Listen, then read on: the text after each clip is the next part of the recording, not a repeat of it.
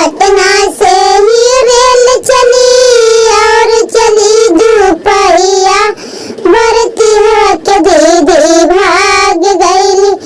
आई हो दादा तहिए बरती हो के दीदी भाग गईली। हमरा पापा के संग में बरती हो के दीदी भाग गईली। हमरे भैया के संग में ही रउआ के दीदी भाग